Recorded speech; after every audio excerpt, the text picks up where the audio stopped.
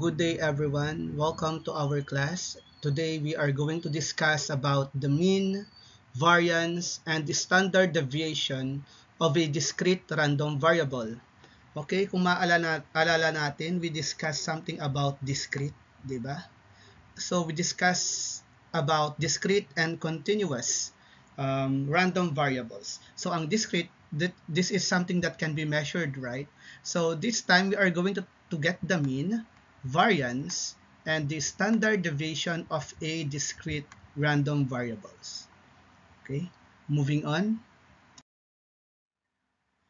So first, we are gonna get the mean. Okay, ang mean daw, if the probability is given, mean is the summation of the variable multiplied to the probability.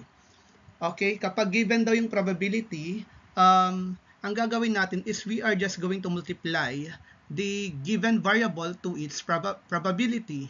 Kasi before we solved about the mean, nung puro variables pa lang ang given. But by this time, naka-probability na siya. Okay? So ano bang probability ulit?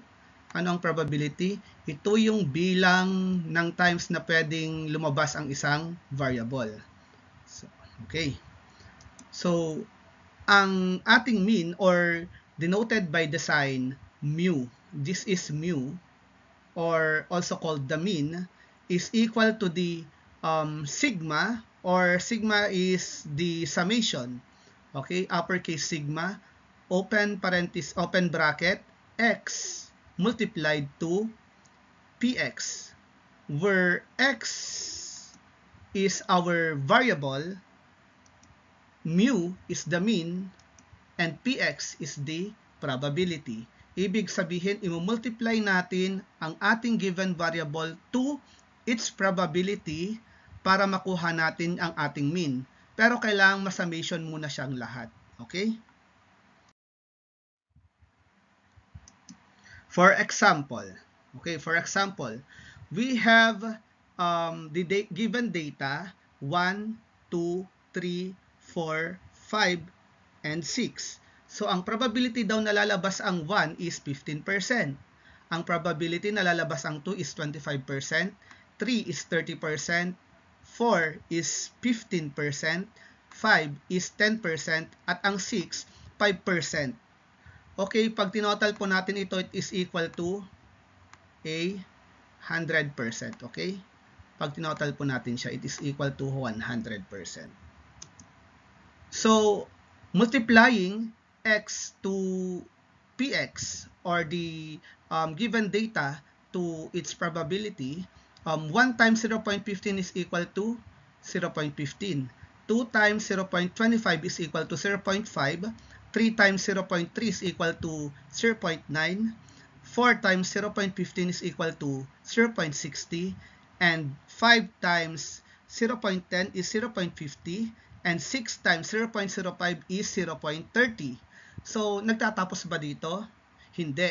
Kasi, kung titignan natin sa formula kanina, it is the summation of this. Summation ng ating pinag-multiply na x data at ng ating probability. So, ibig sabihin, yung makuha natin dito is pag-aadin po natin lahat para makuha po natin ang ating mu or ang tinatawag nating mean.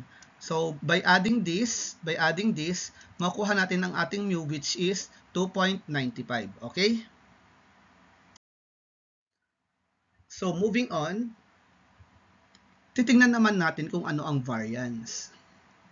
Ang variance daw, variance measures the average squared deviation of each data point from the mean of a dataset.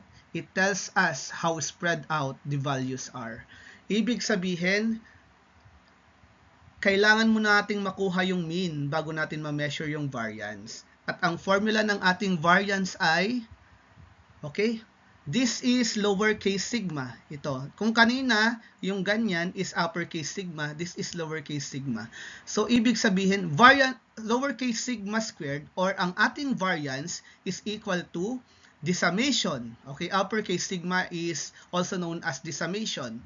The summation of the open bracket, x minus our mu or our mean, close parenthesis, squared, times px. Ano ulit tong px? This is our probability, okay? So, that is our formula for the variance, where sigma squared is the variance, x is the variable, and mu is the mean, and px is the probability. Okay, giving an example, so ito yung nasolve natin kanina, di ba? Nasolve natin yung kung paano kunin yung ating mean or yung ating mu. And moving on with that, we are going to get dx minus mu. Okay, so x, imaminus natin itong x na ito sa given na mu. Okay, so 1 minus the mu 2.95 is negative 1.95, and 2 minus 2.95 is negative 95, 0.95, and 3 minus the mu 2.95 is 0.05. 4 minus the mu 2.95 is equal to 1.05. 5 minus this mu 2.95 is equal to 2.05. And 6 minus this mu is equal to 3.05. Okay? So, after that, kung titignan natin yung formula natin kanina, tignan natin ulit yung formula natin. Ay, hindi natin makita. After that, kung titignan natin yung formula natin kanina, it is squared. So, we are going to square the x minus mu. Okay? So, negative 1.95 squared, ibig sabihin, including the sign na meron tayo, kailangan natin siyang i-square. Ibig sabihin, negative times negative is equal to positive. So, 1.95 times itself is equal to 3.8025. And negative 0.95 multiplied by itself is equal to 0.9025. And 0.05 multiplied by itself is 0.0025. 1.05 multiplied by itself is 1.1025. 2.05 multiplied by itself is 4.2025. 3.05 multiplied by itself is 9.3025. Then, we are now going to get the values here. Value nito, i-multiply natin siya sa value ng kanyang px. Okay, dito. I-multiply natin siya dito. Okay? So, 3.8025 multiplied sa px natin na 0.15 is equal to 0.570375. Then, next one, 0.9025 multiplied to 0.25 is equal to 0.225625. Next one, 0.0025 multiplied to 0.30 is equal to 0.00075. Next one, 0.1025 multiplied to 0.15 is equal to 0.165375. And 4.2025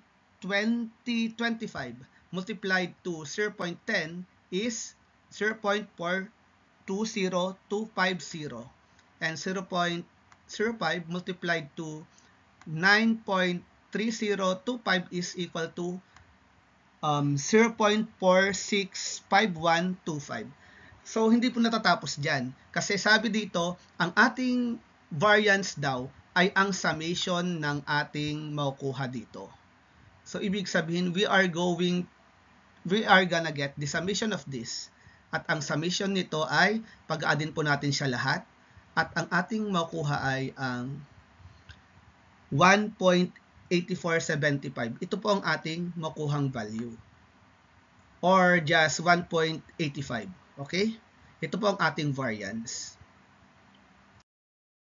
And moving on to the standard deviation, okay, ang standard deviation daw ay the square root of the variance. Since it is the square root of the variance, ibig sabihin, kukunin mo na lang yung square root ng ating variance. It is denoted by the formula. Sigma is equal to the square root of the summation of open bracket, open parenthesis, x minus mu, close parenthesis squared times px, close bracket. Where sigma is the standard deviation, x is the variance, and mu is the mean, and px is the probability. Okay, given the example yung nasolve natin kanina, di ba, kasosolve lang natin ng ating variance, which is 1.8475 or 1.85. So, solving our variance, kukunin lang natin solving our standard deviation, kukunin lang natin yung square root ng ating variance. Ganun lang siya kadali. Okay?